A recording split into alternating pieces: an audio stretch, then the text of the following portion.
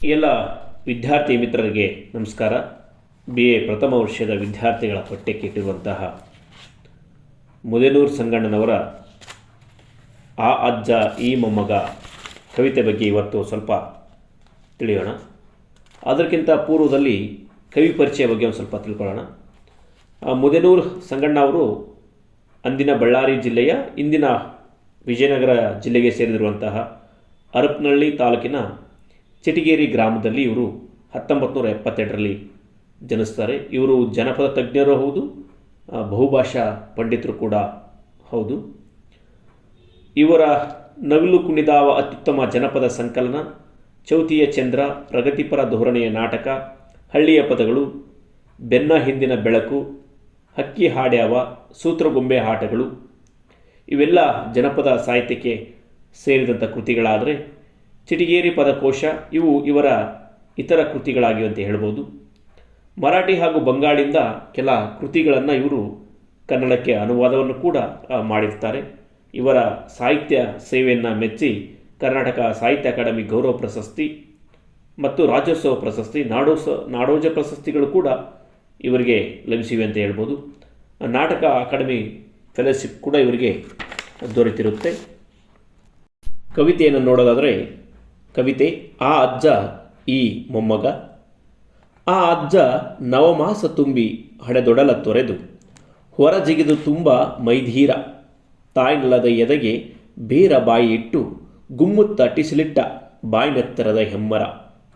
ಅಡ್ಡಗುಡ್ಡವ ಕಡಿದು ದೊಡ್ಡ ಹಾದಿಯ ಮಾಡಿದವನು, ಪಾಪವಿದು ಪುಣ್ಯವಿದು ನುಡಿಯ ನಡೆಗಳನ್ನು ಅಳವಡಿಸಿದವನು. ಹಮ್ಮು ಬಿಮ್ಮಿಗೆ ಹೋಗಿ ಬ್ರಹ್ಮ ಕೆಟ್ಟುದು ಬಲ್ಲ, ಸಾಲ ಕಿಬ್ಬದಿಯ ಕೀಲ ಮುರಿಯುವುದು ಬಲ್ಲ.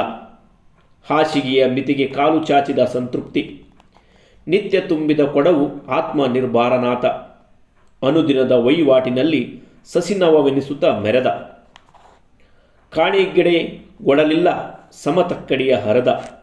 ಇಹಲೋಕ ಪರಲೋಕ ತಾನಿದ್ದಲ್ಲೇ ಕಾಣುತ್ತ ಮಂದಿಯ ಮಕ್ಕಳಳು ಚೆಂದಾಗಿ ಹೊಂದಿದ್ದ. ಪರಿಯುತಿಹ ದಾರುಣಿಯ ಕುಲದೈವವೆನ್ನುತ್ತ ತಣ್ಣಗಿರಲಪ್ಪ ಜಗವೆಲ್ಲ ಹರಕೆ ಹಾಕಿದ್ದ. ಆ ಹಿರಿಯ ಹೋಗುವಾಗ ಮಂದಿಯ ಬಾಯಾಗ ಇದ್ದದ್ದು ಸುತ್ತ 10 ಕಡೆಗೆ ತಿಳಿದದ್ದೇ. ತೊಟ್ಟ ವೇಷಗಳೆಷ್ಟೋ ಅಟ್ಟ ದಾಟಗಳೊಳಗೆ ಹಾಡಿ ತಣಿದ, ಕುಣಿದು ಮುರಿದಿದ್ದ ಹಲಗೆ. ಸೃಜನಶೀಲ ಸ್ಪಂದಿ ಅನುದಿನದ ಬಾಳಿನಳು, ಹೃದಯ ಗಮ್ಮಿ ವಿಹವಾನ ಹೃದಯಜನ್ಯ ಮಾತುಗಳು. ಆ ಅರಿತ ನಿರಕ್ಷರಿ ಅನುಭವದ ಕೈಗೋಲ ಹಿಡಿದು ಮುಗಿಸಿದನಲ್ಲ ಬಾಳ ಯಾತ್ರೆಯನು.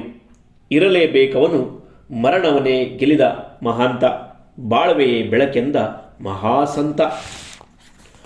ಆ ಅಜ್ಜ ಮೊಮ್ಮಗನೇ ಇವನು, ಆ ಅಜ್ಜನ ಮೊಮ್ಮಗನೇ ಇವನು. ಈ ಸಿಜರಿಯನ್ ಸುಕುಮಾರ ಪ್ರಾಣವಾಯುವನ ಡೇರೆಯವಳು ಬೆಳೆದವನು. ಶಿಶುವಾಗಿ ಕುಡಿದದ್ದು ಆರ್ಲಿಕ್ಸು ಫೆರೆಕ್ಸು. ಹೌದವನು ನಾಗರಿಕ ಕುಂಡದ ಕುಬ್ಜ ಕ್ರೋಟನ್ನು. ಸ್ವಂತ ಮನೆಯಲ್ಲಿ ನಿರ್ವಾಸಿತನು. ಜಗದ ಜಂಗುಳಿ ಒಳಗಿವನದಿದೋ ಏಕಾಂಗಿ ಬಾಳು. ಸದಾ ಅಪಿಯ ಕ್ಷಿಪಣಿ ವೇಗದ ಸ್ಪರ್ಧಾಳು. ಕೂಡು ಆದಿಯೋಳು ನಿಂತು ರಾಜಮಾರ್ಗವನ್ನೇ ಕಳಕೊಂಡು, ಹಳ್ಳ ಕೊಳ್ಳಗಳಲ್ಲಿ ಹಗಲು ದೊಂದಿಯ ಹಿಡಿದು ಮತ್ತದನ್ನೇ ಹುಡುಕುತಿಹನು ಕಮಂಗಿ. ಅರಿವನರಿಗಿಸಿ ಕೊಳ್ಳದಂತಹ ಭಾರಿ ಸುಶಿಕ್ಷಿತನೀತ. ತನ್ನದೇ ಪರಾಕಿನ ಊದುಗೊಳೆಯ ತಾನೇ ಊದುವಾತ. ಅನಿಮಿತ್ಯ ವೈರದ ಪರಾಧಿಗಳಿಗವನೇ ಮೋಜಿನ ಕ್ರೀಡೆ. ಇಲ್ಲ ಸ್ವಯಂ ಕೃಷಿಯೂ ಸದಾ ಋಣಗೇಡಿ. ಮೂಲವನ್ನೇ ಮರೆತದರ ಬಿಂಬಗಳ ಶೆರೆಯಾಳು. ವಿಗತಿಯನ್ನೇ ಪ್ರಗತಿ ಎನ್ನುತ್ತಿಹ ಸಿನಿಕಿಯ ಬಲ್ಲಾಳು. ಕಣ್ಣಿದ್ದು ಕುರುಡ ಕಾಲಿದ್ದು ಕುಂಟ, ಗುರಿ ಮರೆತ ಬಂಟ. ಎತ್ತರದ ದನಿಯಲ್ಲಿ ಅರಿಯುವವನು ಕಿವಿಯ ಪರೆಯ. ಎಲ್ಲವೋ ಅಜ್ಜ ಬೇಕಿಲ್ಲವಯ್ಯ ನನಗೆ ನಿಮ್ಮ ಆ ವಿಚಾರ ಕಂದಾಚಾರ.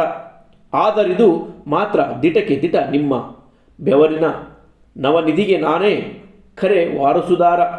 ಬರೀ ಪಶ್ಚಿಮದ ಬೆನ್ನ ಹಿಂದಿನ ಬೆಳೆಕಣ್ಣೊಳೆ ಮೆರೆಯಲೆಳಿಸುತ್ತಿಹ ಪರಾಧೀನ ಚಂದ್ರಾಮ.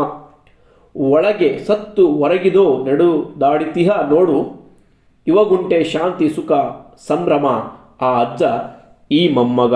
ಕವಿತೆಯ ಆಶಯ ನೋಡೋದಾದರೆ, ಎಷ್ಟೇ ಸಾವಿರ ವರ್ಷಗಳು ಕಳೆದರೂ ಕೂಡ ಮನುಷ್ಯನೇ ಅವನ ಬದುಕಿನ ಏಳು ಬೀಳುಗಳಲ್ಲಿ ಹೇಳಿಕೊಳ್ಳುವಷ್ಟು ಹೆಚ್ಚಿನ ವ್ಯತ್ಯಾಸಗಳು ಕಂಡುಬರುವುದಿಲ್ಲ ಎಂಬುದು ಎಲ್ಲರದ್ದು ಒಂದು ನಂಬಿಕೆ. ಇದಕ್ಕೆ ತದ್ವಿರುದ್ಧವಾಗಿ ತಲೆಮಾರುಗಳು ದಾಟಿದಂತೆ ಜೀವನ ವಿಧಾನಗಳಲ್ಲಿ ಅಜಗಜಾಂತರವಾದ ವ್ಯತ್ಯಾಸಗಳು ಸಂಭವಿಸುತ್ತವೆ ಮತ್ತು ಕಂಡುಬರುತ್ತವೆ ಎಂಬುದು ಮತ್ತೊಂದು ನಂಬಿಕೆ. ಅಜ್ಜನಿಗೂ ಅವನ ವಂಶದಲ್ಲಿ ಅದೇ ಊರಿನಲ್ಲಿ ಅದೇ ಮನೆಯಲ್ಲಿ ಹುಟ್ಟಿದ ಬೆಳೆದ ಮೊಮ್ಮಗನಿಗೂ ಇರುವ ತದ್ವಿರುದ್ಧ ಅಂಶಗಳನ್ನು ಕಂಡಾಗ ಹೀಗೇಕೆ ಎಂಬ ಪ್ರಶ್ನೆ ನಮಗೆ ಎದುರಾಗುತ್ತೆ. ಇಷ್ಟೊಂದು ವ್ಯತ್ಯಾಸಗಳು ಕೇವಲ ಕಾಲದ ಕಾರಣದಿಂದ ಉಂಟಾಗಿವೆಯೋ ಅಥವಾ ಜೀವನ ದೃಷ್ಟಿಯ ಬದಲಾಗಿದೆಯೋ, ಆದರ್ಶಗಳು ಸವಿದು ಹೋಗಿಯೋ ಎಂಬ ಚಿಂತನೆಗೆ ಹಚ್ಚುವಂಥ ಕೆಲಸವನ್ನು ಈ ಕವಿತೆ ಅಂದರೆ ಆ ಅಜ್ಜ ಈ ಮೊಮ್ಮಗ ಹೇಳ್ತಾನದು ನೋಡ್ಬೋದು. ಆದರೆ ಕವನ ಇಲ್ಲಿ ನೇರವಾಗಿದೆ ಮತ್ತು ಸರಳವಾಗಿದೆ.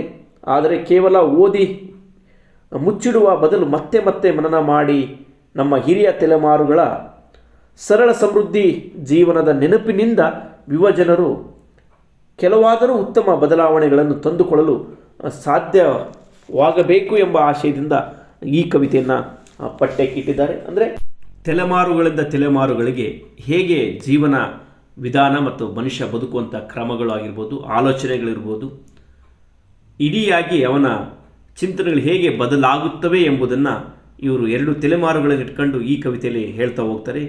ಒಬ್ಬ ಅಜ್ಜ ತಲೆಮಾರು ಇರ್ಬೋದು, ಈಗ ಕೊನೆಯ ಮೊಮ್ಮಗನ ತಲೆಮಾರುಗಳಿಗೆ ಎಷ್ಟು ವ್ಯತ್ಯಾಸಗಳಾಗ್ತಾವಲ್ಲ ಅನ್ನೋದನ್ನು ಇಡೀ ಕವಿತೆ ಮುಖಾಂತರ ಹೇಳಿದ್ದಾರೆ. ಇಷ್ಟು ಇದರ ಆಶಯವಾಗಿದೆ. ನಮಸ್ಕಾರ. ಇನ್ನು ಯಾರೆಲ್ಲ ನಮ್ಮ ಚಾನಲ್ ಸಬ್ಸ್ಕ್ರೈಬ್ ಮಾಡಿಲ್ಲ, ಸಬ್ಸ್ಕ್ರೈಬ್ ಮಾಡಿ, ಲೈಕ್ ಮಾಡಿ, ಶೇರ್ ಮಾಡಿ, ಇಂಥ ಮಾಹಿತಿಗಳಿಗೆ ಸಪೋರ್ಟ್ ಮಾಡಿ.